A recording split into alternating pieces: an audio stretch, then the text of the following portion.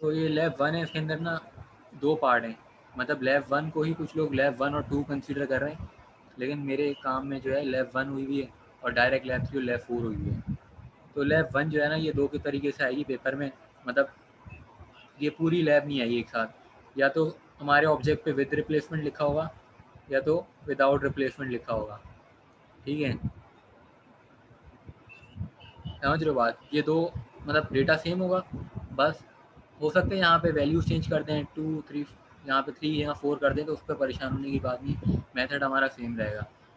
Number हो सकते हैं चेंज किए कर दिए जाएँ, या हो सकता है साइज़ चेंज कर दिया जाए, तो कोई इसमें मसला नहीं, लेकिन काम वही करना है। अब विद और विदाउट रिप्लेसमेंट 2 आएंगे, ठीक है। अब दोनों में फ़र्क है क्या? अच्छा, मैं एक तरीके से टेक्निक बताता हूँ जो मैंने याद रखा हुआ है यार, आसान कौन सा है, मतलब काम किसमें लंबा किसमें नहीं है। तो तुम देखो, विद रिप्लेसमेंट का मतलब क्या है, देखो विद का मतलब ये है कि ना हम किसी के साथ हैं, और जब साथ हैं तो काम हमारे लिए मुश्किल होता है, ठीक है। विदाउट का मतलब हम अकेले हैं, हमारे लिए ज़िंदगी आसान है। तो जब विदाउट आ रहा है ना, इसका मतलब ये है कि एक मैं बता रहा हूँ याद करने की टेक्निक, कि हमारे लिए काम इसमें लंबा नहीं है। अब काम लंबा ऐसे नहीं है कि ये देखो, विदाउट में सिर्फ 10 हमारे सैंपल बनेंगे, और इसका एक फॉर्मूला होता है कम्बिनेशन का। जब भी विदाउट आएगा तुम्हें कम्बिनेशन लगाना है, और कम्बिनेशन ऐसे लगाना है कि कैपिटल एन और स्मॉल एन का। तो कैपिटल एन जो है वो यहाँ पे लिखा हुआ होगा, नहीं लिखा हुआ तो तुम्हें ये साइन बना हुआ है ना एन का। अब इसके अंदर जितने नंबर हैं तो वो तुम्हारे वैल्यूज हैं, इनको काउंट करोगे 5 हैं। ये कैपिटल एन की वैल्यू क्या हो गई, 5 हो गई, और स्मॉल एन यहाँ सवाल में आएगा तो वो 3 होगा, जो भी होते हैं। तो उससे ना तुम पॉसिबल सैंपल बता सकते हैं। पॉसिबल सैंपल हमने बता दिए 10 है। अब कुछ भी आगे तुमने कम्बिनेशन लगाना है विदाउट पे, ठीक है, विदाउट पे कम्बिनेशन लगा दिया तो पता चल गया इतने सैंपल बनेंगे। अब ये 10 सैंपल जो है तुमने बनाने। अब इस सैंपल में ये है कि रूल ये है कि तुम्हारा कोई भी नंबर रिपीट नहीं हो, मतलब 1 है, 2 है, 3 है, ठीक है। अब 1 2 3 इस सीक्वेंस में ना, तो अब यही 3 नंबर किसी और सीक्वेंस में नहीं आ सकते, मतलब एक बार आ गए ये 3 नंबर एक सैंपल में तो दोबारा नहीं आ सकते।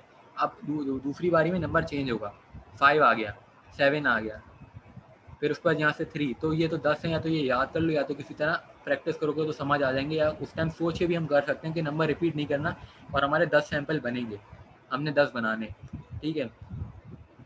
उसके बाद मीन निकालना है। मीन निकालने का सिंपल तरीका है, इन सबको ऐड करो, डिवाइडेड बाय 3 कर दो, तुम्हारा मीन आ जाएगा। मीन निकाल लिया। वेरिएंस कैलकुलेटर की मदद से निकाला जाता है, ठीक है। वो मैं आखिरी में एंड में बताऊंगा कि वेरिएंस कैसे निकालना है, लेकिन मैं अभी आगे बढ़ता जा रहा हूँ, ठीक है, क्योंकि उसके लिए मुझे मोबाइल से आना पड़ेगा, और फिर मोबाइल पे मैं कैलकुलेटर से करके दिखाऊंगा कि वेरिएंस किस तरीके से निकालते हैं कैलकुलेटर की मदद से, क्योंकि इधर कैलकुलेटर का यूज़ करना है। लेकिन मीन मैं डायरेक्ट बता रहा हूँ किस तरह निकल जाता है, वेरिएंस का मैं बताऊँगा तरीका। तो हमने मीन और वेरिएंस निकालना है। उसके बाद ना हमारा एक काम है कि प्रूफ करना है। अब मैं इसमें तुम्हें टेक्निक बताता हूँ एक और के, अब देखो हमने मीन जो निकाला है ना, ये पूरा मीन निकालने में हमारा टाइम लगेगा खैर, लेकिन अगर गलत भी आ रहा हो तो तुमने गलत नहीं लिखना। तुम करोगे क्या, ये जो 5 चीज़ें हैं स्टार्ट की, इन सब का मीन निकालोगे। इन सब का मीन जो आएगा ना वो सेम आएगा नीचे वाली 10 सैंपल का मीन जो आएगा उसका, जब हम निकालेंगे। तो इसमें एक ये प्रूव है ना, ये पार्ट सी जो है प्रूफ है, और लैब हमारी 20 नंबर की आएगी, तो हर एक पार्ट जो 5 नंबर का हमें मिलेगा, तो ये प्रूफ होगा, ये प्रूफ हो जाएगा। उसके बाद वेरिएंस का फॉर्मूला याद रखना है। हम विदाउट वाला कर रहे हैं तो विदाउट वाला बिल्कुल सिंपल फॉर्मूला ही है, ठीक है। तो ये विदाउट वाला फॉर्मूला हम लगाएंगे। अब विदाउट वाले फॉर्मूले में ये जो साइन है ये वेरिएंस का है, ये वाला।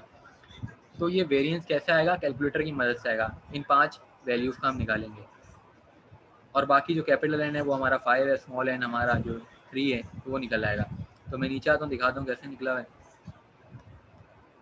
तो जो ये वेरिएंस हमारा आया हुआ है 5.79, ये वेरिएंस है कैलकुलेटर की मदद से डायरेक्ट, ठीक है। और ये कैपिटल एन और स्मॉल एन की वैल्यू लिखी तो हमें वेरिएंस मिल गया। तो ये हमारे लैब 1 कंप्लीट हो गई। मतलब लैब 1 कोई दूसरी तरीके से लिखा हुआ आ जाए अगर, कि विद रिप्लेसमेंट, अगर विद रिप्लेसमेंट आ जाए तो उसमें 125 ऑब्जर्वेशन बनेंगी, और 100 विद रिप्लेसमेंट के सैंपल पता लगाने का फॉर्मूला ये है कि जो हमारा कैपिटल एन है उसकी पावर में स्मॉल एन आ जाएगा। तो इस तरह हमें पता चल जाएगा कि हमारे कितने सैंपल बनेंगे। अब 125 हमें सैंपल बनाने, तो इसकी टेक्निक हमें मिस नहीं बताई थी कि करना ये है कि हमारे जितने भी नंबर हैं, जैसे पहला नंबर हमारा 1 था तो 1 25 दफ़ा आएगा। यहाँ पे देखो 1 से स्टार्ट हुआ 1, पहले नंबर को मैं सिर्फ टारगेट कर रहा हूँ।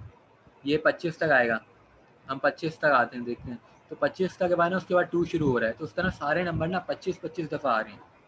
तुमने सबसे पहले इस तरह पेपर में चार्ट बना लेना है 125 वैल्यूज़ के लिए, और 1 लिखना है 25 बार, फिर इस तरह 2 लिखना है, फिर 3 लिखना है। इस तरह करके तुमने सिर्फ पहली वैल्यू फिल करनी है। फिर जब दूसरी वैल्यू पर आएंगे 1, तो ये 1 5 बार आएगा दूसरी बारी में, फिर 2 5 बार आएगा, फिर इस तरह ये बार बार रिपीट होता रहेगा, चलता रहेगा सिस्टम। और फिर जो आखिरी है हमारा ये, इसमें 1 एक बार आया, फिर 2 आया, फिर 3 आया, इस तरह चलता रहेगा। तो ये सिंपल है, सैंपल बनाना तुम्हारा दिमाग भी नहीं लगेगा, वरना अगर हमें मिस नहीं बता दी तो हमारा दिमाग ख़राब हो जाता, नहीं बना सकते थे। अब उसके बाद मीन जो है, मीन का मतलब ये होता है कि सारी वैल्यूज़ को ऐड करके डिवाइड बाय 3 कर दें तो हमारा मीन आ जाएगा। तो मीन तो सिंपल आ जाएगा, लेकिन वेरिएंस निकालने का वही तरीका है जो इससे ऊपर वाले काम में कैलकुलेटर की मदद से करना है। तो उस तरीके से वेरिएंस होगा, वेरिएंस निकाला जाएगा। तो हमने ये सारा करना है, 125 ऑब्जर्वेशन का मीन वेरिएंस निकालना है। तो लैब 1 का पार्ट 2 में सिर्फ यही करना है, कुछ और नहीं करना। अब इसके अंदर ये है कि मीन तो प्रूव हो सकता है, अगर पेपर में आ गया ना कि मीन प्रूव करो, तो इधर भी मीन वही आएगा।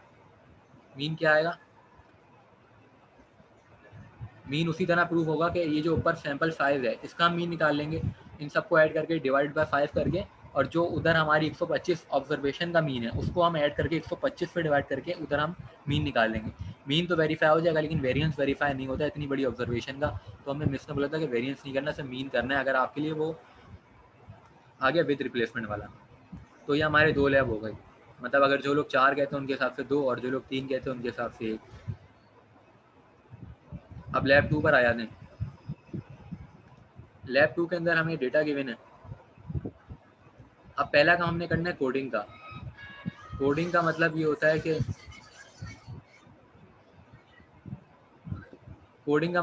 जैसे हमारी पहली वैल्यू है ना, इसको हम 1 कह दें, इसको 2 कह दें, और इस तरह करके ना जितनी हमारी 70 वैल्यूज़ हैं, हर वैल्यू को एक कोड दे दें, एक नंबर दे दें कि इसका ये नंबर है।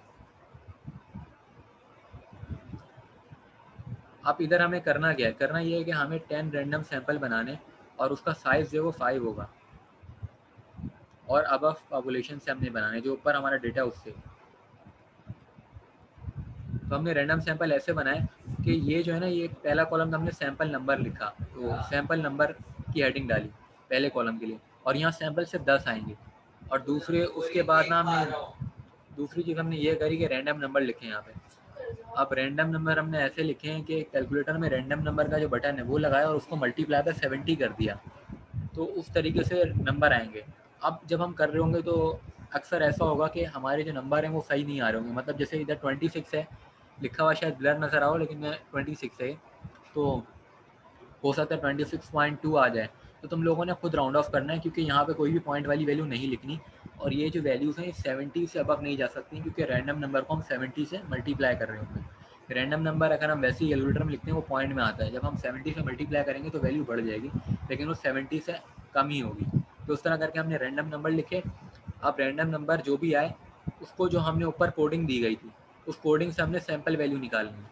अब जैसे रैंडम नंबर हमारा 26 आया, तो जब हम 1 2 3 इस तरह करके, जब हम जैसे 26 यहाँ पे आ रहे हैं, यहाँ पे सपोज करो 26 आ रहे हैं, तो हम उस जगह पर ये नंबर लिखेंगे जो हमारे डेटा से होगा।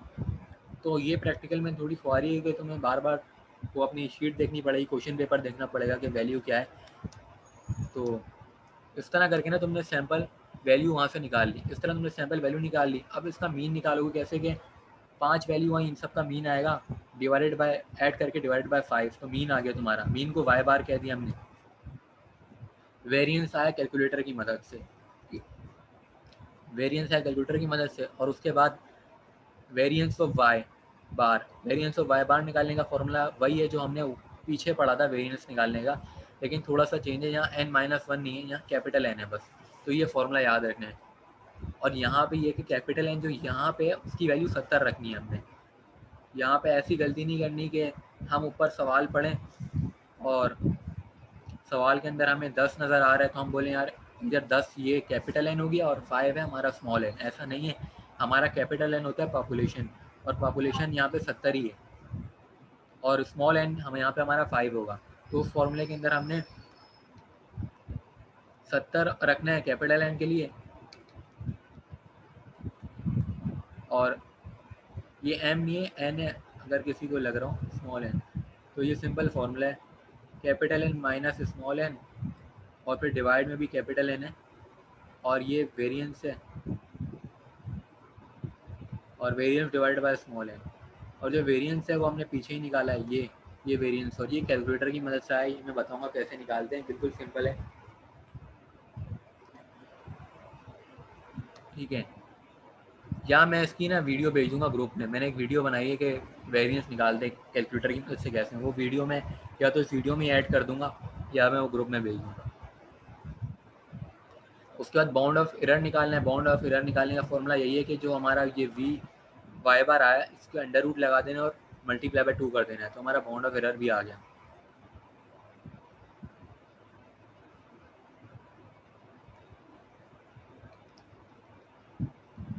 अब देखो हमारी जो 10 सैंपल थे, 10 सैंपल का मीन जो था वो वाई बार था, तो हमारे 10 मीन आ गए। अब 10 मीन को हम 10 से डिवाइड करेंगे तो हमें एक टोटल मीन मिल जाएगा, तो हमारा मीन आ गया 20.28, ठीक है। और हमने फिर करा ये कि जो हमारा पूरा पॉपुलेशन था जो कि 70 वाली पॉपुलेशन थी हमारी, तो उसका जब मीन निकाला तो वो भी तकरीबन सिमिलर आया। तो ये प्रूव हो गया ना कि हमारा जो मीन है, पॉपुलेशन मीन और सैंपल मीन दोनों तकरीबन अप्रॉक्सीमेटली सेम आते हैं, तो ये हमारी लैब 2 भी होगी। अब लास्ट लैब पर आ जाते हैं। लास्ट लैब के अंदर भी हमने वही पुराना वाला चार्ट कंसीडर करना है लास्ट प्रैक्टिकल का जो हमने करा, और यहाँ पर हमने करना ये कि 20 हमने रैंडम सैंपल बनाने, पिछले वाले में 10 बनाए थे, इधर 20 बनाने, और सैंपल साइज इधर 5 है। और उसके बाद ये बताना है कि ग्रेटर देन 20 के लिए हम कैलकुलेट करेंगे, क्योंकि देखो हमारा जो मीन आया था ना वो 20 के करीब आया था, 20 से ज़्यादा आया था ना, पीछे जो हमने निकाला था 20 से ज़्यादा आया था। तो अभी हमने करना है कि 20 से ज़्यादा वाली वैल्यूज़ के लिए हम काम करेंगे, और हमने वेरिएंस भी निकालना है, और हमें कॉन्फिडेंस इंटरवल भी निकालना है जिसके लिए हमें 95% दी गई है। तो इसमें ये रैंडम नंबर जो है उसी तरीके से आए, कैलकुलेटर में रैंडम नंबर को हमने मल्टीप्लाई करा दिया 70 से, तो रैंडम नंबर हमें मिल गए सारे। तो 5 का साइज़ इधर भी बोला गया था, तो हमने 5 का साइज़ से बना लिया। अब यहाँ पे कोडिंग हमने इधर भी वही करना है, कोडिंग करनी है। कोडिंग जब हमने करी हुई थी पहले से ही, तो उस कोडिंग में 17 पे जो नंबर आ रहा था वो ये 28 आ रहा था, इस तरह करके हमने लिखा। अब जो नंबर 20 से ऊपर गया तो वो हमने टारगेट करना है। अब देखो यहाँ पे 20 से छोटा नंबर जो है, बल्कि जो 20 से छोटा नंबर है वो टारगेट करना है। तो जो 20 से हमारा छोटा नंबर है वो 2 है, 18 और 19, तो वो हमने 2 लिख दिया, वो क्यू हो गया। देखो अब क्यू का मतलब क्या होता है, क्यू का मतलब ये होता है कि वो आउटकम जो हम नहीं चाहते, और पी का मतलब होता है वो आउटकम जो हम चाहते हैं। अब ऊपर हमें सवाल में बोला गया था कि हमें ग्रेटर देन 20 चाहिए, तो जो नहीं चाहिए वो क्यू हो गया। तो नहीं हमें क्या चाहिए, लेस देन 20 नहीं चाहिए, तो लेस देन 20 क्या 18 और 17 है, तो इसलिए हमने सैंपल साइज 5 था तो इससे डिवाइड करा, तो हमें प्रोबेबिलिटी मिल गई। इस तरह करके सारों में हमने यही करना है। और क्यू निकालने का तरीका होता है 1 माइनस पी, तो 1 माइनस पी करके पी हमारा था 0.4, तो हमें क्यू मिल गया, क्यू और पी मिल गया हमें। उसके बाद ये वेरिएंस ऑफ पी का फॉर्मूला क्या है, वेरिएंस ऑफ पी का फॉर्मूला ये है कि कैपिटल एन, यहाँ 70 लिखा हुआ है तो कैपिटल एन है ये, minus small N divided by small N divided by capital N ही है बल्कि,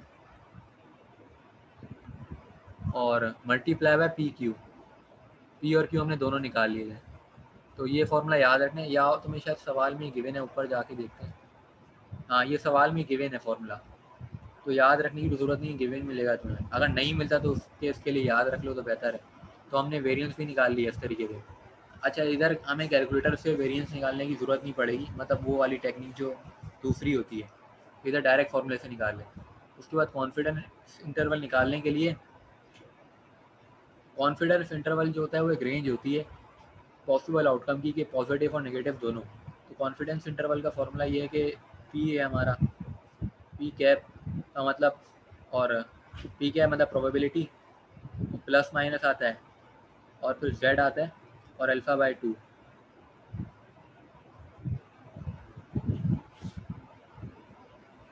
ठीक है, और फिर अंडर रूट में वेरिएंस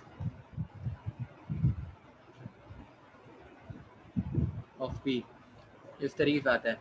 अब देखो जेड अल्फ़ा बाय 2 का मतलब ये है कि जेड टेबल हमने यूज़ करना है। अब अल्फ़ा का मतलब क्या है? अल्फ़ा का मतलब ये कि हमने अपने काम में कितना परसेंट एरर की चांस रखनी है। तो 95% है ना, तो हमारा फिर एरर का चांस हो गया 5%। कॉन्फिडेंस इंटरवल में अगर 95% भी है तो उसका मतलब है कि हम 95% जो है हमारा काम ठीक होगा और 5% गलत होगा। तो गलत के लिए 0.5 आ गया। अब 0.5 को जब हम डिवाइड बाई 2 करेंगे, क्योंकि अल्फ़ा बाई 2 है, तो आएगा 0.025। और जब हम जेड टेबल में 0.025 की वैल्यू निकालेंगे तो वो आएगी 1.96। 1.96 हमारी ये वैल्यू आ गई जेड अल्फ़ा बाई 2 की। और अंडर रूट वेरियंस हमने पहले ही निकाला हुआ है, जो कि हमारा यहाँ पे आया हुआ है 0.22, और प्लस माइनस हम लिख देंगे। और पी कैप जो था हमारा ये था 0.4। तो जब हम कैलकुलेट करेंगे ना, एक बार प्लस करके एक बार माइनस करके, तो हमें ना एक रेंज मिल जाएगी, मतलब पॉजिटिव भी और नेगेटिव भी, क्योंकि जो हमारा ग्राफ होता है उसमें दोनों एक्सेस होते हैं, पॉजिटिव भी नेगेटिव भी, तो हमें दोनों मिल जाएंगे।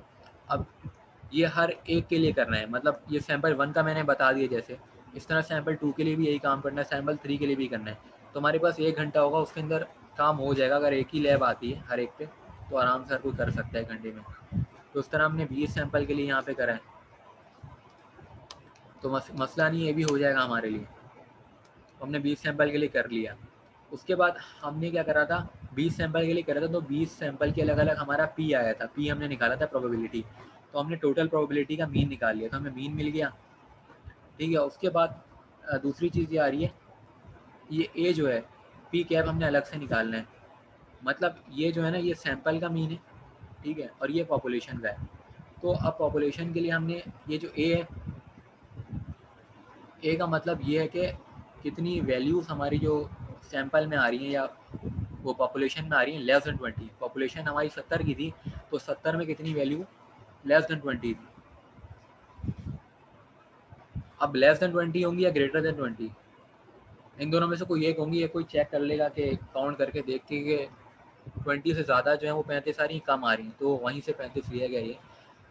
तो ये हमने निकाली। तो ये देखो यहाँ पे ज़रा सा फ़र्क आ रहा है। अब इसके अंदर ये एक और बात है, इन लैब्स में हमें एक प्लस पॉइंट ये मिलेगा कि अगर कोई बंदा खुद से 35 की जगह 40 लिख दे या कुछ भी लिख दे, तो मिस उसका काम गलत नहीं कर सकती, क्योंकि मिस के पास भी टाइम नहीं होगा कि वो इतनी ज़्यादा कैलकुलेशन चेक करेंगे। बस ये कि ऐसा नहीं हो सकता कि यहाँ वैल्यू 1 आ जाए। अगर कोई 1 ले आएगा तो उसको तो गलत कर दिया जाएगा, लेकिन नॉर्मल सा डिफरेंस अगर आ रहा है, जैसे 0.48 आ रहा है और 0.5 आ रहा है, तो इस पर कोई मसला नहीं है। और मेरे हिसाब से हर एक का आंसर डिफरेंट आ रहा होगा, सेम नहीं हो सकता, क्योंकि कुछ ना कुछ तो वो ऑब्जेक्ट भी चेंज करेंगे। तो हमारी सारी लैब्स हो गई।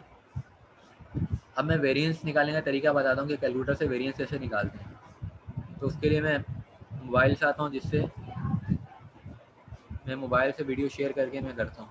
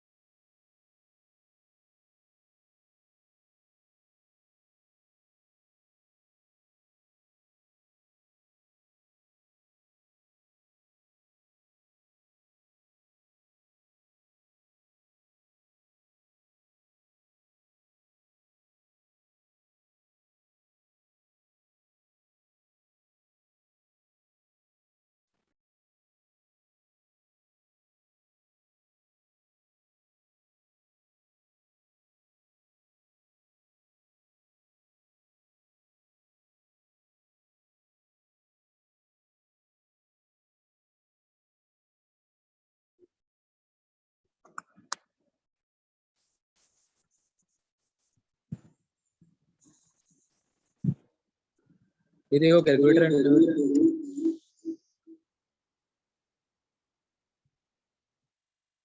कैलकुलेटर देखो सही नज़र आ रहा है।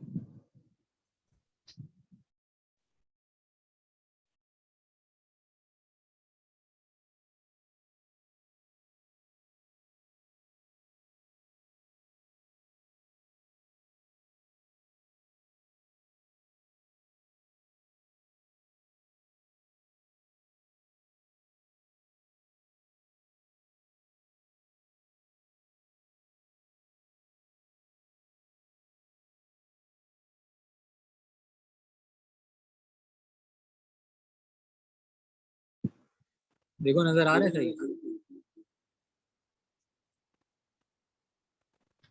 हाँ आ रहा है। ठीक है, तो सबसे पहले करना ये है कि ये आवाज इको हो रही है क्या? हम्म।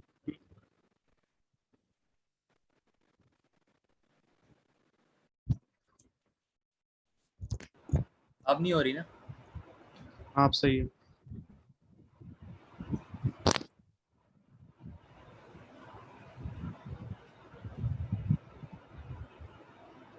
तो देखो सबसे पहले करना ये है तुम्हें कि मोड पे जाना है। सबसे पहले मोड पे गए और मोड में जाके स्टैट्स पे जाना है, जो कि 3 पर है। 3 पर है, उसके बाद 1 पे जाना है, जो कि वेरिएंस के लिए काम करना है। 1 पे आ गए। अब जितने चीज़ों का हमने निकालना है, जैसे उस टाइम पे हमें वैल्यूज़ दी गई थी 1, 1 दबाया हमने, फिर इक्वल दबाया, ठीक है। उसके बाद हमारी वैल्यू 5 थी या 8 हम लिख लेते हैं, उसमें कोई मसला नहीं, बस तरीका बता रहा हूँ। और फिर उसके बाद हम 9 लिख लेते हैं इक्वल। अब इस तरह करके जितनी भी वैल्यूज़ का अगर हमें बोला जाए ना निकालो, तो हम निकाल लेंगे, मतलब डाल देंगे। उसके बाद हम ऑन का बटन दबा देंगे, उसके बाद शिफ्ट और फिर 1, और फिर हमारे पास ऑप्शन है 4 पे वेरिएंस का। वेरिएंस पे हम आ गए और फिर दोबारा 4 दबाएंगे वेरिएंस निकालने के लिए। दोबारा 4 दबाया, अब ये डेविएशन पे आ रहा है, वेरिएंस नहीं आ रहा। तो अब आंसर दबाएंगे हम और आंसर का हम स्क्वायर कर देंगे, तो ये हमारा वेरिएंस आ रहा है। तो इस तरीके से ना वेरिएंस निकाल लेंगे हम। और मीन भी इधर से निकल जाता है, लेकिन मीन तो कैलकुलेटर में जितनी भी वैल्यूज़ का निकालना है उसका भी हम डायरेक्ट निकाल सकते हैं। तो ये सारे क्वेश्चंस में इसी तरह करना है। बाकी तुम लोग वीडियो रिकॉर्डिंग अपलोड हो जाएगी तो तुम अपने पास भी करके देखना, इसी तरह सारे सवालों में वेरिएंस निकाला गया है। मतलब ये डेविएशन दे दो तो मैं स्क्वायर फिर करना होगा एक बार बस। तो तकरीबन हमारी सारी मीटिंग वो हो गई लैब्स, तो उसकी मैं रिकॉर्डिंग अपलोड कर देता हूँ अभी। बाकी ये रिकॉर्डिंग से हेल्प हो जाएगी, तो 3 लैब की सारी कंप्लीट होगा, ठीक है। आतिफ, हेलो आतिफ। आवाज़ आ रही है, बोलो। यार आतिफ, मैं पूछ रहा हूँ, तुमने अभी सारी लैब करवा दी ना? हाँ सारी लैब होगी। अब वीआईपी से रिकॉर्ड हो गया? हाँ रिकॉर्ड भी हो गया, अपलोडिंग पे लगा देता हूँ, अभी अपलोड भी हो जाएगी रात में। वो लेट इसलिए आया, सॉरी, कि वो बारिश की वजह से तुझे पता है नेट करते रहे। हाँ बस ये था कि लैब 3 लैब में कुछ भी नहीं है, 15-20 मिनट में हो गई सारी, ठीक अच्छा, है। फाइनल में से 3 ही आ रही है ना? हाँ 3 लैब में, बस वीआईपी ठीक सेट हो गया जाना। है। ओके। Okay, thank you.